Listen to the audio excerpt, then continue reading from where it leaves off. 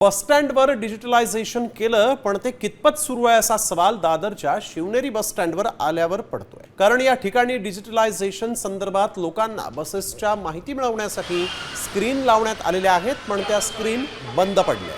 इतकंच नव्हे तर अनाउन्समेंट देखील बंद असल्याच्या तक्रारी आहेत। त्यामुळे डिजिटलायझेशन करून त्याचा कुणालाच उपयोग नाही असंच चित्र मुंबईतल्या दादरमध्ये पाहायला मिळत आहे।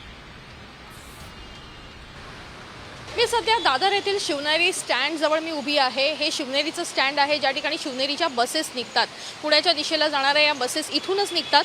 मात्र आपण बघितलं तर या ठिकाणी हे डिजिटल सिस्टम जी आहे ती सध्या माझ्या मागे बघायला मिळते, जी बंद अवस्थेमध्ये असलेली पाहायला मिळत आहे। आपण बघतोय की डिजिटल सिस्टम ज्या ठिकाणून खरं तर मोठ्या प्रमाणात माहिती जी आहे ती लोकांपर्यंत पोहोचते आणि लोकांना ती पाहता येते। आपली बस नेमकी किती वेळात निघणार आणि कधी निघणार या संदर्भातली जाणीव खरं तर या डिजिटल स्क्रीनच्या मार्फत लोकांना मिळते। मात्र ही स्क्रीन जी आहे ती या ठिकाणी बंद असलेली बघायला मिळते आहे। अशीच एक स्क्रीन त्या बाजूला देखील लावलेली आहे। आपण बघतोय की त्या बाजूला देखील अशीच एक स्क्रीन सध्या पाहायला मिळते आणि ती देखील स्क्रीन त्या ठिकाणी बंद असलेली पाहायला मिळते। ज्या पद्धतीनं डिजिटलायझेशन करण्याचं स्वप्न पंतप्रधान नरेंद्र मोदी यांचं आहे, पण डिजिटलायझेशन जर होत असेल तर त्या सिस्टम योग्य पद्धतीनं कार्यरत होत आहेत की नाही हे पाहण्याची जबाबदारी नेमकी कोणाची, हा देखील सवाल या निमित्तानं उपस्थित होतोय।